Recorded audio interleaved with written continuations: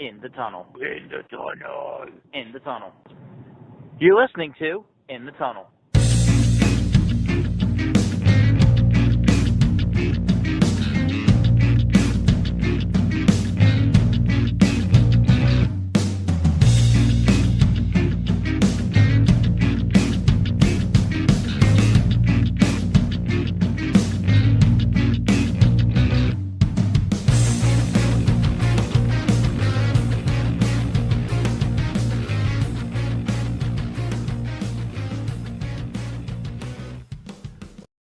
Hello and welcome to In the Tunnel, episode number 95. 95. No, just as bad lighting on my end as any other episode. I swear I need like another lamp. It's like a $8 to $10 to $15 purchase that I just never make. Yeah, but Just also, have since I've this moved, my lighting's desk been lamp. different. I swear I have this desk lamp here that makes me look like I'm sitting in a tanning bed every episode. Yeah. Alright, so, the NFL season is on its last legs. We're preparing for playoffs. Its last yet longer leg. Yep. So, let's see the playoff picture right now. Yeah, so this is before games had started for today. Yeah. Taking into account the games that happened yesterday being Saturday night games, the Chiefs game and the Eagles Cowboys game. Yep. So yeah, so now we have the Chiefs right back where they were in previous years.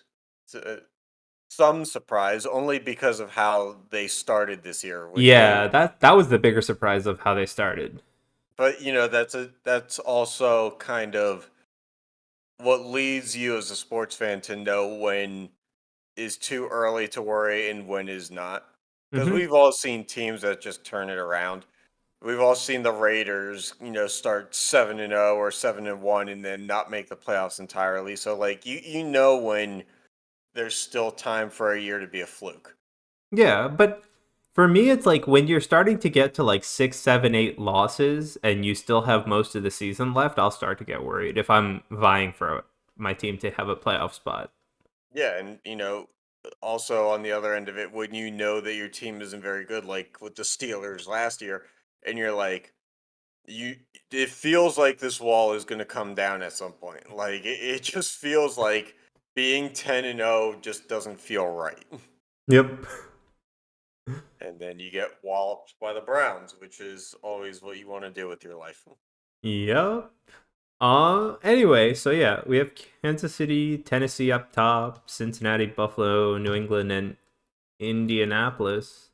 Now, I believe Tennessee was holding a lead in the 1 o'clock game. If they won, I think they were moving into the number one seed Yeah, I think for the so. AFC. Let's see what happened there. Let's see here. Tennessee held on to win over the Texans 28-25. Yeah, so they're 12-5 at the moment, so they should have a better conference record too, right? Yeah, they should. Yeah, so they Um, should be up. because well, actually, yeah, because they'd be 8-4 in conference, Mm-hmm. which good for them, which is their focal point, and then Yeah. Yeah, so I mean Pittsburgh is they won today, so they're 9-7-1, and nine so seven one, and they make the playoffs unless the Chargers and Raiders game ends in a tie. yep. I'm of the mindset, and I've said this before, that the Steelers probably should not have been trying to make the playoffs this year.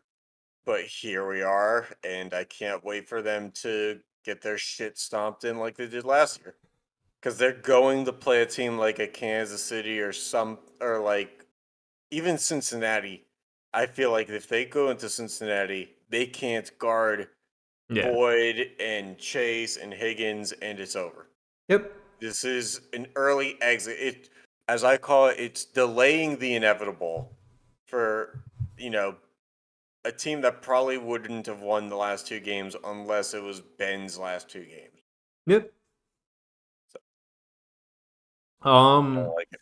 I mean on the NFC side, no surprises really. Oh, and also the Colts are now out. Yeah. because they needed a tie or Baltimore to win or to have won against Jacksonville. Jacksonville being the worst team in the AFC, who How'd they pummeled the Colts. lose? It wasn't even close until the end. Yeah. Like it was 26-3. The Colts got a garbage time touchdown Oh, and okay. 2-point conversion. It was never actually close. But Okay. anyway, on the NFC side of things, it's kind of sad to me. Like New Orleans shouldn't have a chance to make it. They've just been so banged up this year. Don't they make it?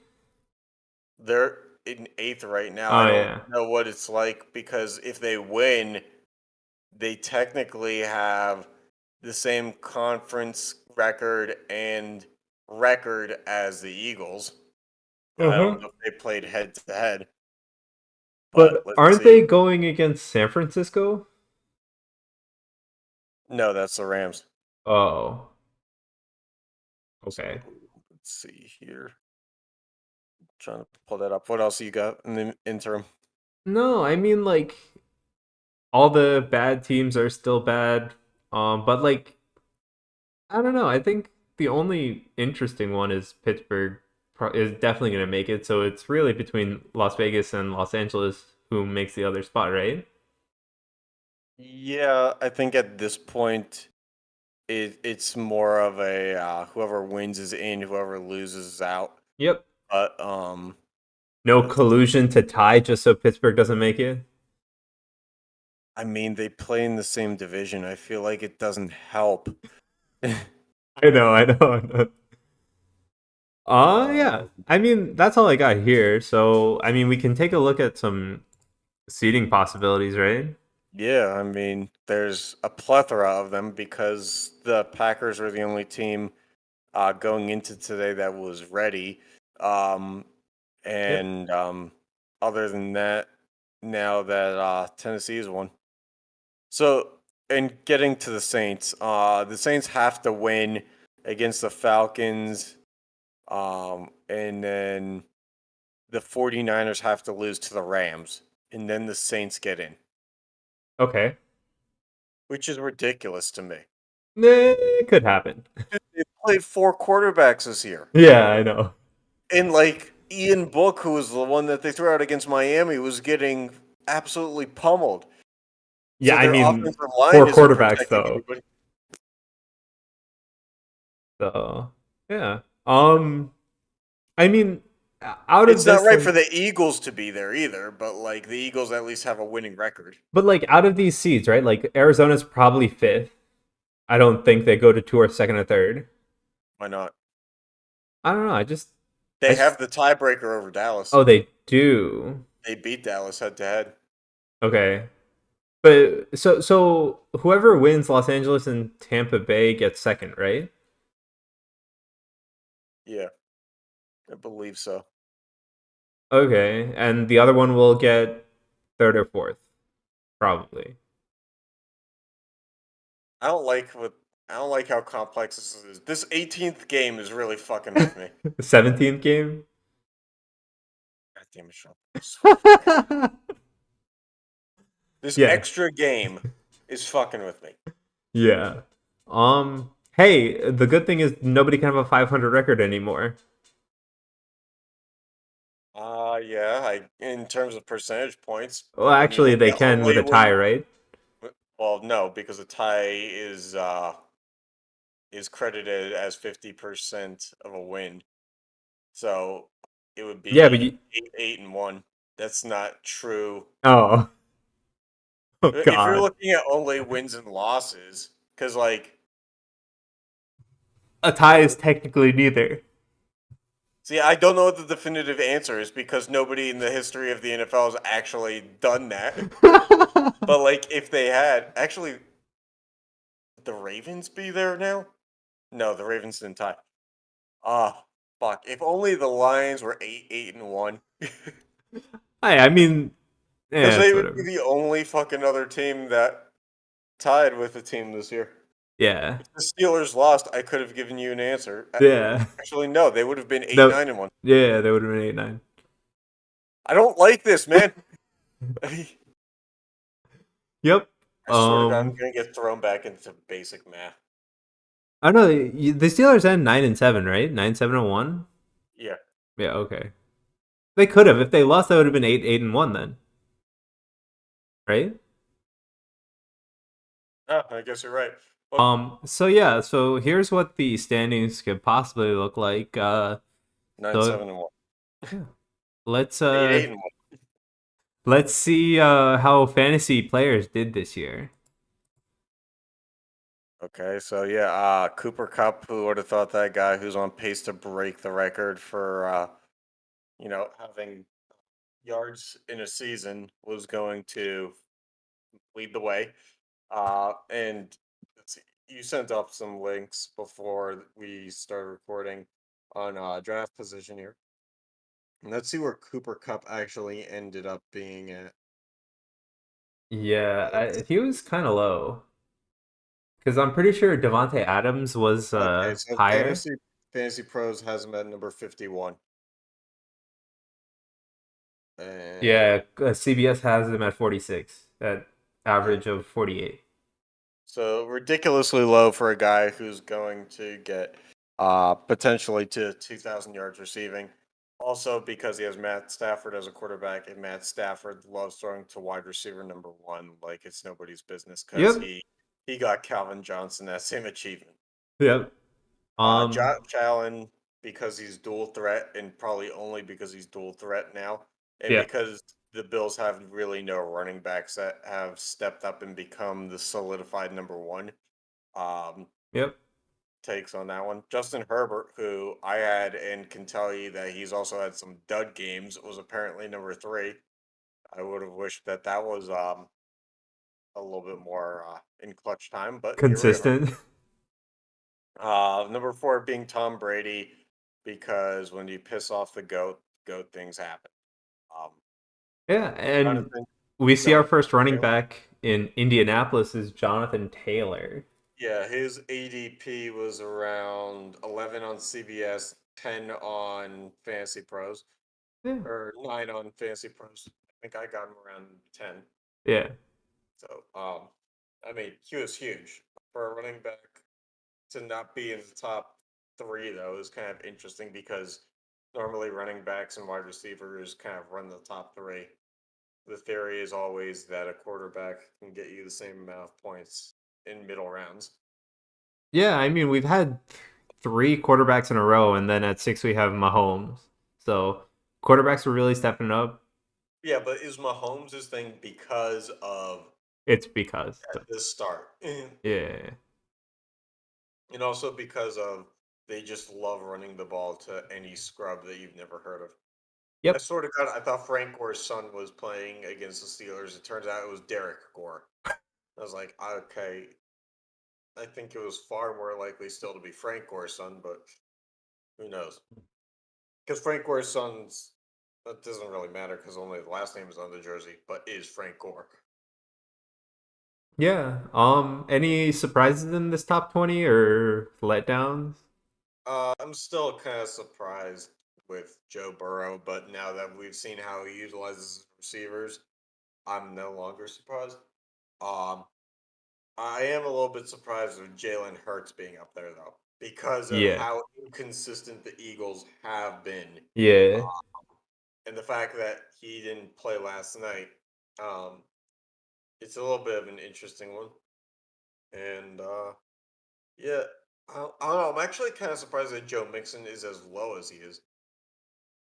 Because with that offensive line and how they spread out the wide receivers, you would have thought that Mixon would get the ball a lot Yeah. because it would have been a distraction away from what was going on. But I guess, strange things happen. Definitely. What surprises you? I mean, I didn't expect to see this many quarterbacks that high. Like like if you include Jalen Hurts in 11, what we had like one, two, three, four, five, six, seven, eight quarterbacks in 11. Hmm. I think that overall is more surprising than anything else. Like Yeah. if you told me there were 8 and 15, I'd believe it more. Yeah, I would agree with that. And what's your thoughts? What's your? Because I know everybody loves PPR for the points per reception sometimes, but does it piss you off that like guys can have running backs with 40 yards but like 10 catches? Nah, I mean, If I you're just going don't to know get if you it or should, not. like, in a PPR league, right? Running backs that catch are more valuable. Right, which is why Austin Eckler is up on this list. Right, exactly. And it's just a different game, right? In a non PPR league, you would probably never see Austin Eckler. Right, and you would hope to. I mean, actually, you probably would because he's still Well, the one running back, but it means something else there. yeah. I mean that like you're not gonna get that 10 catches in one game for 10 points, Right. right? So you're not banking on Austin Eckler. You're probably not drafting him as high. Hmm. But boy, would it be fun. Yeah, but like again, it's all like a strategy, right? In PPR, you're looking for catches more so than anything else, basically. So the whole dynamic of like a running back changes based on between a non PPR and a PPR league. You have a point.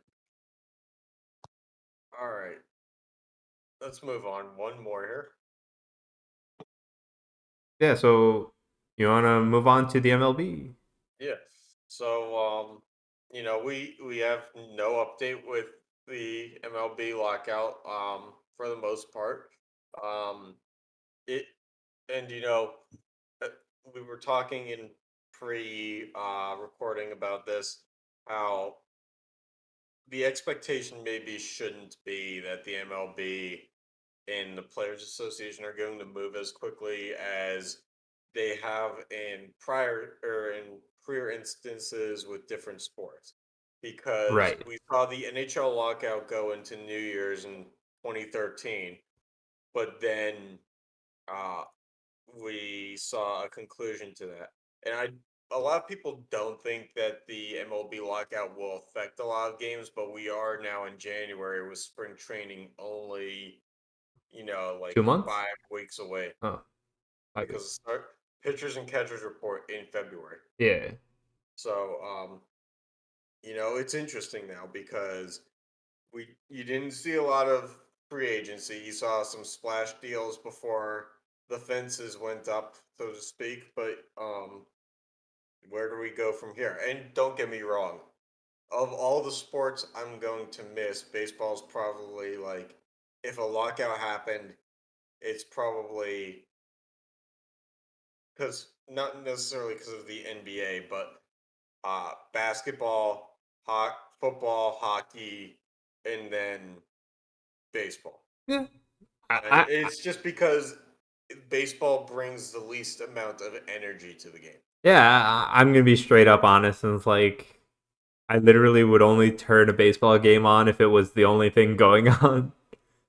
I mean, yeah, and look, it's not like replacement umpires or something because we saw how bad it was when the NFL had replacement refs. Yep. And like the lockout there wasn't necessarily with players, it was more with refs. But I don't know. Like baseball, I feel like can pick up and not really miss a beat. Yeah. I think it'd be a lot different than any other sport. But And also, I think that they don't need a 162 game season or whatever it is anyway.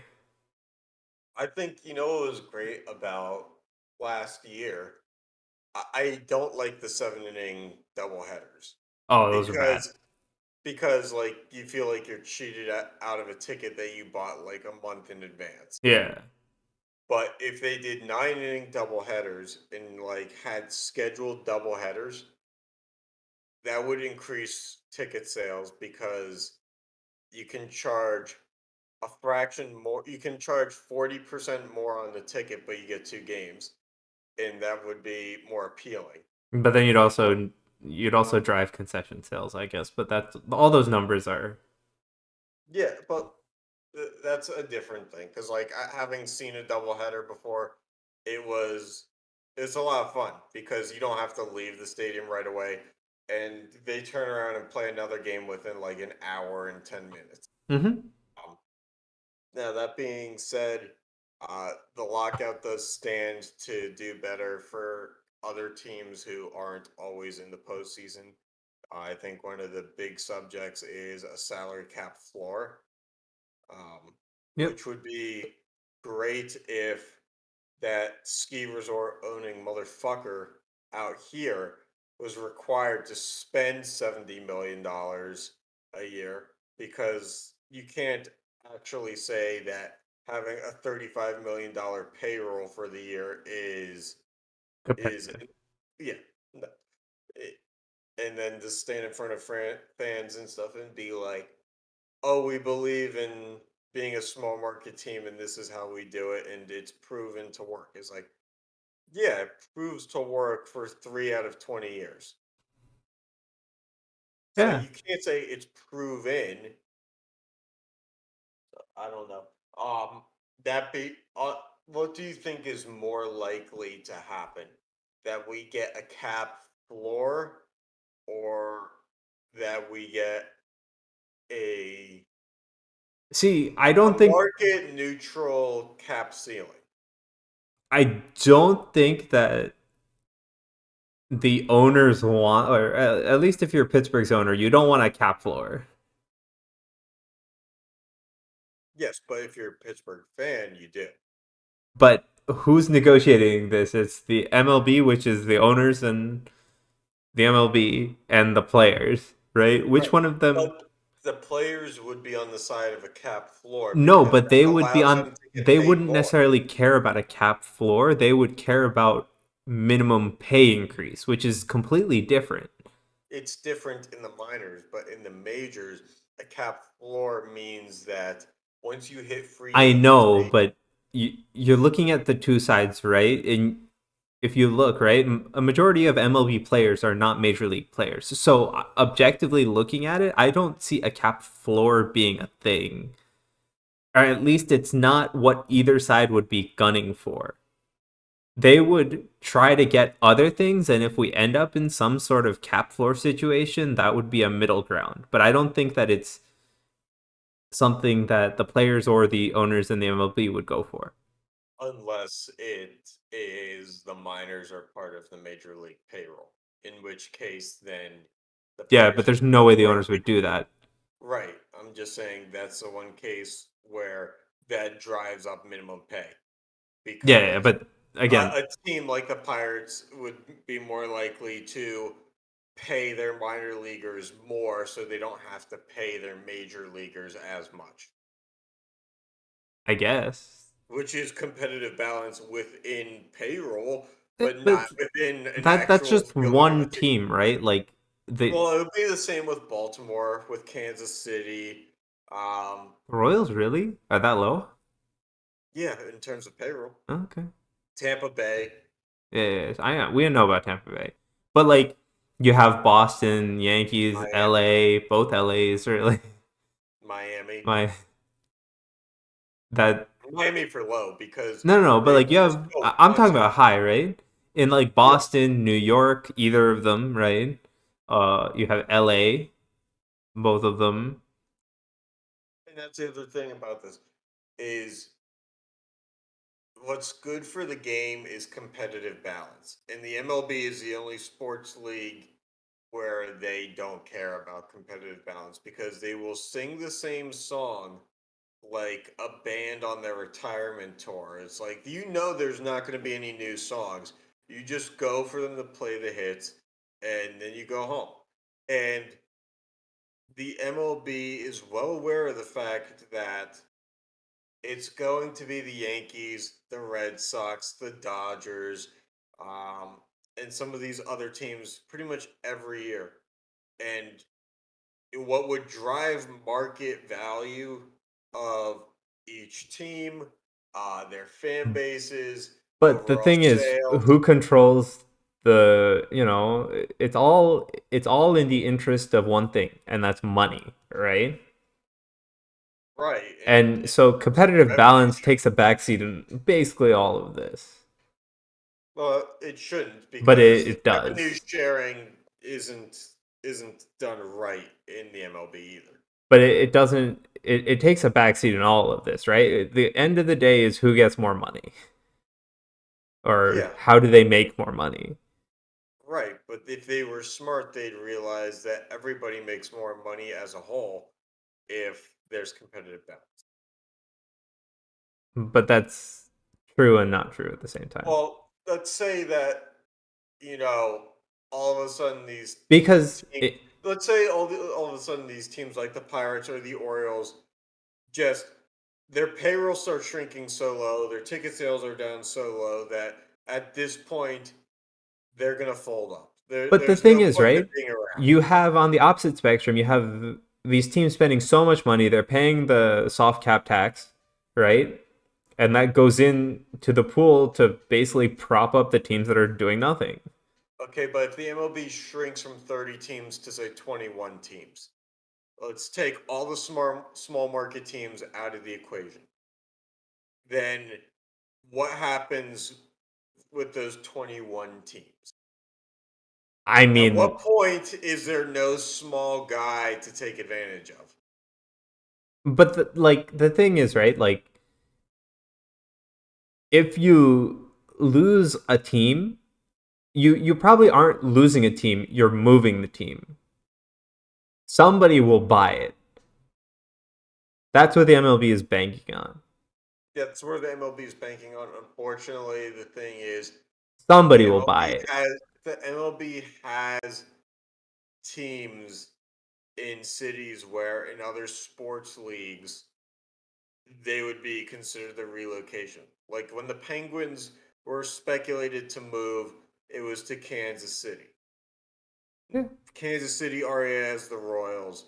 Um, you know, if the Orioles were to move, where would it actually be to? I guess maybe somewhere in North Carolina may be of interest, but North Carolina doesn't really give a shit about baseball. Right. So But like somebody will try. somebody will try, but you also have to have the monetary resources and the concerted populace to actually appeal to it. Yeah, Whereas but it a doesn't lot of matter. those cities are already taken. It doesn't matter. All I'm gonna say, there's teams with minor league teams as minor league teams and not major league teams for a reason. But I mean, like that's another thing. There's so many minors in the MLB that's another issue on Yeah. both sides. Oh yeah, you can't have all these leagues. Yeah, But so let me ask you. Go ahead. it's like on one side you have so many teams that paying them more on the lower end in the minors increases your cost so much because you have a single A team, double A team, triple A team, who knows what else, right? Mhm. So, and do you really need all of those teams? Like, I'm sorry for baseball players, but like, come on. Honestly, I'm of the mindset now that there should be a relegation system, kind of like in soccer. But If you that's don't not going to win at work least, because I nobody's know, going to but pay into the like with system. well, but because you have affiliates within your systems, so like the Pirates have Indianapolis, stuff like that. If you can't outcompete, you know, if you can't compete outside of and like it would have to be long withstanding, not like soccer where it's like the first time you're in the bottom two, you're down. If you spend 2 or 3 years at But the what bottom of prevents the the Pirates rankings, from just firing all the Pirates and buying all the Indianapolis players? Or relegation. no, but they're never gonna. The owners will never go for it. Like it doesn't. What you're saying doesn't make sense for them, so it would never come up. They would rather But just let think the of league how sink. appealing it would be. But it doesn't matter how appealing it would be to us, right? We don't matter. All right, we have to move on because we can't spend 25 minutes talking about a league where there's been nothing happening. Yeah. But again, like, but at the end of the day, we as fans don't matter. It's the MLBPA and the MLB and Well, the that's owners, what's fucked up because it should matter. but it doesn't. So In go other on with your leagues, life. it would. In other leagues, it would matter. Not really. Not really. Anyway, we're looking at the NHL now. Stupid baseball. I fucking hate baseball so much because of the back end stuff. Anyway, so yeah, here's fucked up it is. Here's the current playoff probability as of yesterday, January 8th. It's like putting 1,000-piece jigsaw puzzle together of like a cloud. We are looking Like, it's all at white. NHL playoff percentages right now. Okay. As of January 8th, which is yesterday. It is. So currently the Rangers have a high shot. The Hurricanes are basically in. Why don't you tell me about the devil shot, Sean? Hey, we're up to 5% from the 0.7 we were last time or whatever. You guys lost last night, and didn't Columbus like redo your? Or who did you guys lose to? Columbus, but we had 6 people on COVID protocol that morning. That's great. You do know that Columbus also memed your third jersey and with the cursive that just says jersey and put loser on top of it. Whatever, I really don't care. It's the third jersey. It's a lot of fun. Yeah, it's a horrible jersey too. Anyway, it's basically like somebody was like, okay, we have this black template of a jersey with the 3 white Adidas stripes. What can we do with this? And somebody was like, I don't know, just put the location on it and let's call it a day. Anyway, yeah, so the Pens, Rangers, Hurricane, and Capitals all have. Does it bother you that the Rangers are good, like out of nowhere? Not, I get that they made free agent signings, but they did more stuff than the Devils. Like, who am I to care? All right, what surprises you more, the Rangers being up or the Islanders being this far down? Islanders being this far down. They should not be this far down. They are down bad. How have they been recently? Still not that good. They did have the big losing streak. It's been painful to watch, even in their wins, I'll be honest. Their last game was on January 1st because of COVID. Yep. They won 3-2. Okay, so they did have a 2-game winning streak. Finally. Against the mighty Sabres and the Oilers with McDavid in there. Yeah, but the Oilers are another problem. They also have lost to the Red Wings. They lost to the Golden Knights, to the Predators. Dear God, they lose to all the bad teams. Don't worry. Did they lose to the Senators too? Dude, it's bad. Like, you don't want to know. They barely beat the Coyotes. That's why I saw. Yeah. Anyway, so the Islanders being that bad is more surprising. Is it more surprising that they're worse than you guys? Oh yeah. Wait, what? 7 points. Yeah. No. I know. But like, of course, it's more surprising. Granted, you guys do have 8 games in hand and only have a 7-point lead. Yeah, but also, like, we are not that good. Like, do you see our team? We have Dougie Hamilton. Yeah, but like Dougie Hamilton was like a better signing than PK. Yeah, but we still have Subban. So it doesn't matter. Trust me, I know. And that I'm sure bothers you every day. Like, but it's not it. In hindsight, or not hindsight, in perspective, you could say that you guys are like in 5th place for the Metro. Because everybody who isn't the Islanders, that isn't in the top 4, has the same amount of points. Yeah, but like, I mean, we've been doing better in the past few games. Now we have a COVID outbreak, so I don't know how things are going to go. So, yeah. Okay, I will also say this. I know that I said that the Devils have 8 games in hand. Even if they were tied, they'd have more goals by a substantial amount than the Islanders. Yeah. Devils have 105 goals for. Yeah. And the Islanders have 64. Yes, exactly. It's like they're down bad, okay? I want to see here because the Devils' issue is the least amount of goals scored in the league. Yeah, but the Devils' issue is more that their defense can't help the goaltenders, and the goaltenders are having trouble because of that.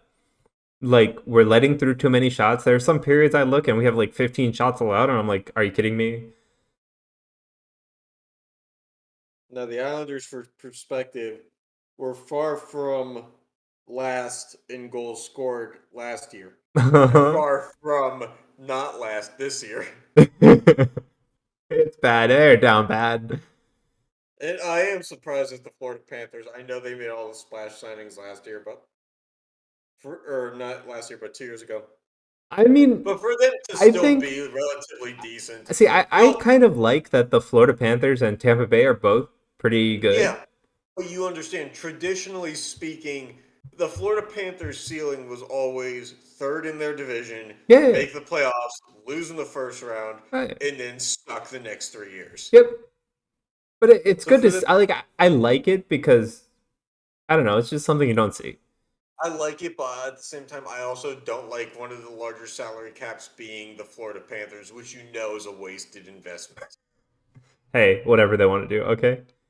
I guess. I mean, Sunrise, Florida is a shit All show. right, and Seattle is trending further to the 0% possibility. Yeah, I mean, we knew that. I mean, Yeah. we took one look at the team and we said, that, like like scolding a dog who like shit in the house. Like you just knew that that one was not a good idea. Yeah. That team, and poor Philip Grubauer, who's not having a great year, but like if you saw what was in front of him, you would basically be like, wow, it's Jordan Um, Eberle and nobody else. how surprised are you that the Hurricane and the Avalanche currently have the same percentage chance to win the cup? It's like my natural catastrophes to have the same chance.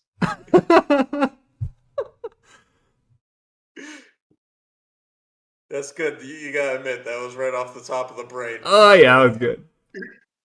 But like All right. seriously, like I mean, of the two teams, which do you actually think has a chance? Because the Avalanche have been like oh, I don't the know. most I really solid. think that you should put more faith in like Tampa Bay to be Everybody else. back Yeah. or Because like the Avalanche of the two teams have had the more they've brought back more of the team over the past few years and like have made the conference finals.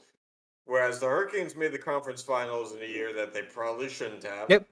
And they built a culture, but at the same time, do you really take them seriously? They still have no goaltending. No, but I'm saying that like I don't mind them having a like 8, 9% or I think that's a little too Well, high. you But if they put them there, at 8 and you know, say there's a 60% chance they're not even the Metro team that shows up in the conference final. I know that's my point. Whereas Colorado, I can see Colorado, you know, moving the nail a little bit Yeah, and doing a yeah, little bit more with it. I agree with that. But I still think like you still have like Calgary who's doing pretty well, Vegas, It, and it it's weird that Calgary is still good because when they got rid of Giordano, that was supposed to be like the beginning of the rebuild. the end. They're just still here. Yeah. So that was more my point. Like I do agree that I think the Avalanche have the best shot out of any team in their division, Hmm. but I think you still got to look out for Calgary and Vegas. Yeah, you would prefer not to though. Yeah, and then And with the Hurricane, I can assure you, I wouldn't be surprised if you saw the Penguins or the Capitals as the Metro team. just like I wouldn't be surprised if the Blackhawks moves to try to be competitive again and make one last run with Taves and Kane has been a total shit show Yeah, there's no because way. yeah. Now I see why Fleury didn't want to play for them. He basically had to be baited out after Yeah. the trade. All You, right. you, And let's take a look at what's coming up next for the podcast. really wish I could do that movie theater coming soon sound. You know Yeah. what I mean? So we will have our college March Madness bracket in about 2 months, And maybe six potentially, weeks, just before March Madness actually happened. well, we'll probably start in like 3 weeks because we're gonna have to get out in front of college basketball this year. It didn't really make sense that we were kind of doing it as teams were already clinching conferences this year. Yeah. Um, so we're now in 2022 trying to. Our New Year's resolution is to be better. Yep. And So, it's and such we're a gonna try one for the NBA playoffs also this year. yeah, because and we were talking about this in pre-production too. Uh, it would make more sense for the comedic relief to do an NBA one while a team like the Sacramento Kings and New Orleans Pelicans haven't been eliminated yet. Yep, definitely. Because just seeing the Sacramento Kings grab a 1 seed would be a highlight that might end up ending up on their Twitter feed. Um, so it would just be a nice departure for them. Yep. All right. So last things we have is about the Olympics. So as we know, they're going on in Beijing in China. So Yeah. um, Beijing is basically, or China is basically sealing off the whole Olympic area just so the Winter Olympics can go ahead. They're gonna bubble the Olympics, which seems like And I think it's a interesting, pretty aggressive, like nobody in or out bubble. which is okay. It works and it doesn't work because nobody in or out works if everybody in doesn't have COVID. Yes. It doesn't work if I don't know, and correct me if you're wrong, you have over 100 countries sending athletes from all over the world in. And then on top of that you have coaching staff, and Trainers. stuff. And in which case, it's far more likely that an outbreak is going to happen. Oh yeah. But yeah, I mean, there's a bunch of other things they could do, like Yeah. Although it test did and work for the NBA. tests It only did go so work far for the too. it did work for the NBA, and all those players who went into the bubble were coming from different cities. But it's a little bit different in terms of how cases are being reported around the world. Yep. Because you told me China and Beijing are saying that they're not reporting any positives. There's a North Korea that you said. I'm You pretty said no. sure like North Korea was that one. Because Okay, they're the ones so that aren't going, right? right, and that's the other thing is the fact that North Korea was saying that Beijing has the COVID problem, so North Korea is not going, and that North Korea also said that Beijing was being hostile, which is its own thing that neither Sean or I really want to get into for the Yeah. security and safety of people around us. But yeah, just take that for whatever you want it to be. Yeah, so I mean, I think the Olympics are kind of like you can't just cancel the whole Olympics, I don't think. So they're kind of needed, but at the same time it's like such a huge gathering that something's going to go wrong. It's normally a huge gathering, yeah. Yeah. All right. Well, you have anything to wrap us up with? No, I'm not really sure what else to say. We'll be back with some new episodes soon. I think for 2022. I think we're on our second episode in the past month. Yep. All right. We're So yeah, we're starting to ramp back up. thanks for tuning in and catch you next time.